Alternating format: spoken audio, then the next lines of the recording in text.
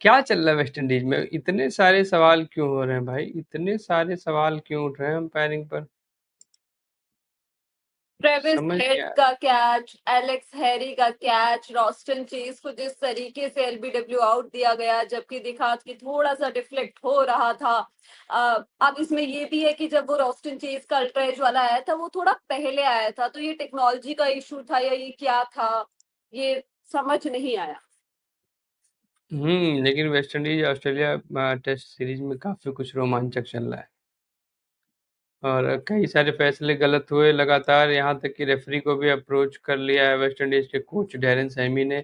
Match referee हमारे प्यारे जवागल श्रीनाथ जी हैं और लगातार जो है बारबाडोस टेस्ट जो चल रहा है ऑस्ट्रेलिया के खिलाफ, थर्ड अंपायर उसमें जो है एड्रियन होल्ड स्टॉक, इनके स्टॉक्स कुछ ज़्यादा ही गिर गए हैं। कई फैसले ये वेस्ट इंडीज के अगेंस्ट दे चुके हैं, उन्हीं की जमीन पर अंपायरिंग करते हुए टेस्ट के दूसरे दिन 3 मैच की सीरीज है, कई सारे गलत फैसले हो चुके हैं। क्रिकइन्फो का दावा है कि डैरेन सैमी जो है दूसरे दिन के खेल के बाद पहुंचे थे श्रीनाथ के पास और उनसे क्लैरिटी मांगी है डिसीजन मेकिंग पर। साथ ही ये भी कहा है कि भाई जो होल्ड स्टॉक साहब हैं, इनके साथ जो मेरी समस्या है, जो मेरे कंसर्न्स हैं, वो ओडीआई सीरीज के साथ ही चल रहे हैं। जब इंग्लैंड के साथ हमने ओडीआईस खेला था, जब जो है 2 गेम के लिए जो है ये थे होल्ड स्टॉक टीवी एम्पायर और 1 गेम के लिए ग्राउंड पर थे ये, और तब से ही इनसे समस्या है। और दूसरे दिन जो है 2 बड़े फैसले वेस्ट इंडीज के खिलाफ गए थे। पहले तो रोस्टन चेज को एलबीडब्ल्यू दिया गया, जो आपने बताया, पैट कमिंस की गेंद पर, जबकि रिप्ले में साफ था कि इनसाइड एज लगा हुआ था उस गेंद पर, और उसके बाद शे होप को वॉक करने पर मजबूर कर दिया गया जब एलेक्स कैरी ने एक बहुत कमाल का कैच किया। लेकिन रिप्लेज ने बताया कि वो जो है गेंद घास से टच हो चुकी थी जब तक कैरी ने कैच लिया। सैमी ने क्या कहा क्रिक इन्फो से? सैमी ने कहा है कि हम बस इस प्रोसेस के बारे में थोड़ी अंडरस्टैंडिंग खोजने की कोशिश कर रहे हैं, हम बस कंसिस्टेंसी की उम्मीद करते हैं और बस इतना ही मांग सकते हैं। जब किसी चीज में डाउट है तो फिर कंसिस्टेंट रहें अक्रॉस द बोर्ड। साथ ही साथ मैंने ये भी नोटिस किया कि स्पेशली इस अंपायर के साथ कि ये कुछ ऐसा है जो इंग्लैंड सीरीज के साथ ही शुरू हो गया था, ये बहुत फ्रस्ट्रेटिंग है, मैं बस कंसिस्टेंसी चाहता हूँ डिसीजन मेकिंग में। तो ये बात इन्होंने कही है क्रिक इन्फो से श्रीनाथ से अपनी मीटिंग के बारे में। लेकिन डैरेन सेमी ने अभी तक ऑफिशियल कंप्लेंट नहीं की है। हालांकि ये अलग बात है कि उन्होंने कहा है कि दरवाजे खुले हैं, हम जो है शायद एक ऑफिशियल कंप्लेन कर दें। इन्होंने कहा है कि हमको इंतजार करना होगा और फिर देखते हैं, हो सकता है हम कंप्लेन करें भी। लेकिन उन्होंने ये भी कहा है कि भाई मैं किसी एक को जो है सिग्नल आउट नहीं करना चाहता हूँ, मेरा जो फोकस है वो क्लैरिटी पाने पर, क्लैरिटी रहे, फैसले किस तरीके से लिए जा रहे हैं, क्या प्रोसेस होती है उसके पीछे, इस सब बारे में क्लैरिटी रहे। उन्होंने साफ कहा कि भाई देखो, जाहिर सी बात है कि आप खुद को ऐसी सिचुएशन में नहीं लाना चाहेंगे जहां पे आप कुछ अंपायर्स के खिलाफ आपको जो है थोड़ी चिंता करनी पड़े, थोड़ा सोच विचार करना पड़े और क्या इस टीम के खिलाफ कुछ चल रहा है। लेकिन जब आप ऐसे डिसीजंस देखते हैं वो भी लगातार, फिर तो सवाल उठाने ही पड़ेंगे आपको। और मुझे पता है कि वो इस सीरीज के लिए यहाँ है, लेकिन आप जो है इस डाउट के साथ किसी भी टेस्ट मैच में नहीं जाना चाहते। इसीलिए मैं चाहता हूँ कि ये जो कन्वर्सेशन है, कि प्रोसेस जो होती है वो क्लियर रहे, क्योंकि अंत में तो आपको भाई जाहिर सी बात है कि आप किसी भी टेस्ट में खेलने जब उतरते हैं तो आप ये हालात नहीं चाहते कि आपको अंपायर पे भरोसा ना हो। और हमारी टीम जो है यही सब जानना चाहती है और इसीलिए हम बस थोड़ी सी क्लैरिटी चाहते हैं इन डिसीजंस पर। इतनी सी बात है, और रूल्स हमें पता है और हमें पता है कि फाइन्स भी लगते हैं, लेकिन हम अपना फोकस उधर नहीं ले जाना चाहते। हम जो है जाहिर सी बात है बहुत सारे कैच गिराकर खुद को नुकसान पहुंचा रहे हैं ऑलरेडी, लेकिन इस टेस्ट मैच पर देखिए हमारे खिलाफ जो कुछ भी हो रहा है, जो भी फैसले जा रहे हैं, तो उनके बावजूद हम अभी भी जीत की स्थिति में हैं। तो पॉजिटिव है, लेकिन उनको अभी भी अंपायर पर पूरा यकीन नहीं है, तो इसके लिए उन्होंने क्लैरिटी मांगी है कि भाई साहब बताइए कि क्या चल रहा है। श्रीनाथ जी बताएंगे। लेकिन सूरज मतलब एक एक करके आते हैं, क्योंकि जिन जिन कॉल्स पे उनकी बात चल रही हो, जिस पूरे 3 कॉल्स पे बेसिकली ये सब कुछ चल रहा है। एक तो ट्रेविस हेड का जो आउट था, जो कैच लिया गया, वेस्ट इंडीज वालों का कहना था कि वो कैच था लेकिन उनको नॉट आउट दिया गया। उसके बाद रॉस्टन चेज का वो जो एलबीडब्ल्यू दिया गया, जबकि एक अल्ट्रा एज दिखा था, आवाज आई थी। अब आप उसको 2 पिक्चर्स में देखेंगे तो आपने ये भी देखा होगा कि वो आवाज जो थी वो थोड़ी पहले आई थी। और कई बार ऐसा होता है, कहा जाता है कि ये टेक्निकलिटी या फिर ये जो टेक्नोलॉजी है, इसमें ऐसा कई बार होता है कि आवाज़ आगे-पीछे होती है। तो क्या ये वो डाउट मिला उनको?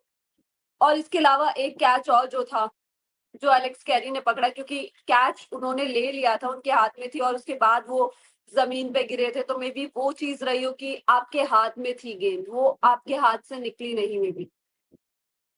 अगर पूरा कंट्रोल नहीं है गेंद पर आपका तो फिर हाथ में रख के क्या करेंगे आप? कैच तभी पूरा माना जाता है जब आप पूरी तरह से गेंद पर कंट्रोल दिखा सकें। अगर आप गिर रहे हैं और उसके बाद गेंद ज़मीन पे लग गई तो निश्चित तौर पर आप का कैच क्लीन नहीं है। यही तो हुआ था, हर्षल गिब्स ने कैच लेने के बाद सेलिब्रेट करने के चक्कर में ही तो वो मशहूर गलती की थी जिसके लिए उनको बहुत ताने मिले बाद में। कैच तो वो ले ही चुके थे लेकिन उसके बाद सेलिब्रेट करने के चक्कर में, गेंद ऊपर उड़ाने के चक्कर में नीचे गिर गई गेंद। तो इससे साबित हो गया कंट्रोल में नहीं थे वो। तो जब तक आप पूरी तरह से गेंद पर कंट्रोल में नहीं तब तक कैच पूरा माना नहीं जाता है। सिंपल सी बात है और इन सब बातों के आधार पर निश्चित तौर पर गड़बड़ है। और क्योंकि उधर आपने कंट्रोल माना, एलेक्स कैरी के कंटेक्स्ट में आपने कंट्रोल माना, लेकिन जब ट्रेविस हेड की बात थी, तो जब पीछे विकेट कीपिंग कर रहे थे, तो गेंद लग रहा था कि दस्तानों से ऊपर से गई है, बट आपने उसको नॉट आउट दिया। लेकिन दूसरे कंटेक्स्ट में जहां ऑस्ट्रेलिया का फायदा होना था, वहां आपने उसको आउट दिया। तो तो इस यही पूरी चीज हम्म तो इस पूरी चीज पे डिबेट चल रही है कि आपके हमारी टीम के लिए डिसीजंस अलग, हमारे लिए रूल्स अलग और ऑस्ट्रेलिया के लिए रूल्स अलग कैसे हो सकते हैं। यही शायद डेरिन सेमी कहने की कोशिश कर रहे हैं कि भाई एक चीज पे टिकिए आप, एक तरफ रुकिए, एक एक अपना पैरामीटर सेट कर लीजिए कि हाँ ऐसा है तो ऐसा है, तो दोनों को उसी चीज का बेनिफिट होना चाहिए। और दूसरी तरफ आपने देखा होगा कि एक चीज और, जेडन सील्स जो है, जो इस टीम के बॉलर हैं, कमाल गेंदबाजी कर रहे हैं, उनके एवरेज, उनकी विकेट्स, उन सब पे काफी ज्यादा चर्चा हो रही है, आपने देखा होगा। लेकिन उसके साथ उनके ऊपर फाइन लग गया है क्योंकि उन्होंने पैट कमिंस को पवेलियन जाने का इशारा कर दिया था। अ, इशारा करने में मतलब मुझे लगता है कई बार बहुत ज़्यादा हार्श हो जाते हैं ये लोग और अब इतना सेंड ऑफ तो बनता है। 15% मैच फीस ले ली क्योंकि लेवल 1 का आईसीसी कोड ऑफ कंडक्ट के उल्लंघन का आरोप लगा उन पर। लेकिन वही है, इनका रिकॉर्ड भी देखिए, एक डिमेरिट पॉइंट के साथ अपडेट हो गया और 24 महीने के बीच ये इनका दूसरा ऑफेंस था, तो 2 डिमेरिट पॉइंट ऑलरेडी आ चुके हैं। बांग्लादेश के खिलाफ पहला इनको मिला था 3 दिसंबर 2024 को। 2.5 आर्टिकल जो है इनका, उसके ब्रीच का के दोषी पाए गए थे ये। उन्होंने जो है कुछ गलत भाषा का प्रयोग किया था और अगर सेल्स जेडन सील्स जो है आरोप मान लेते हैं तो कोई हियरिंग नहीं होगी, लेकिन रिचर्ड केटलब्रो और नितिन मेनन ने ये आरोप इन पर लगाए हैं और तीसरे एम्पायर मशहूर एड्रियन हॉल्डस्टॉक भी हैं। और चौथे अंपायर जो है ग्रेगरी ब्रैथवेट, वो भी इस बात से एग्री करते थे और जो है वही है कि लेवल 1 की जो ब्रीच है वो मिनिमम जो है पेनल्टी जो है ऑफिशियल रिप्रिमांड है और मैक्सिमम होती है 50% मैच फीस। तो और 1 या 2 डिमेरिट पॉइंट, तो इन पर 15% मैच फीस, 1 डिमेरिट पॉइंट लग चुका है। और यार ऐसा कुछ मतलब मुझे जहाँ तक लगा ऐसा कुछ नहीं था, इतना कोई खतरनाक सेंड ऑफ नहीं था। और कभी कभी बॉलर्स को थोड़ा सा सेलिब्रेट करने की इजाजत मिलनी चाहिए, काफी मेहनत लगती है विकेट लेने में। इससे अलग सूरज, इस मुद्दे से आगे बढ़ेंगे क्योंकि अब हमने सारा मोटा माटी समझा दिया कि किन कॉल्स पर ये पूरी डिबेट चल रही है, सोशल मीडिया पे क्या कुछ चल रहा है। आपका क्या मानना है, मतलब लास्ट मैं सिर्फ इतना जानना चाहती हूँ, क्या ये जो कॉल्स ली जा रही है, क्या ये सब कुछ जो हो रहा है, उस पर आपका क्या सोचना है? यही विधि का विधान है। हर धर्म में यही कहा जाता है ना कि जो लिखा है उतना ही होगा। तो डेरिन सैमी को कंप्लेन करनी थी, उनको ऐसे फैसले लेने थे। अब जवागल श्रीनाथ को क्या करना है ये पता चल जाएगा, जवागल श्रीनाथ क्या एक्शन लेते हैं। और इतना सब कुछ तो लगा रहता है, लेकिन अगर लगातार होम टीम के पक्ष में फैसले आते हैं, हमने देखे थे, सुने थे, जिसके बाद से ये तटस्थ अंपायरिंग शुरू हुई थी, क्योंकि पाकिस्तान में एक शकूर राना हुआ करते थे और वो जो है, हाँ, पाकिस्तानी बॉलर्स की अपील से पहले मतलब परमानेंट उंगली उठा के ही रखते थे, बस इतना उठा के रखते थे, बस ऊपर करनी होती थी उनको। और सामने की टीम कुछ भी कर ले, शकूर राणा आउट देते ही नहीं थे पाकिस्तानियों को।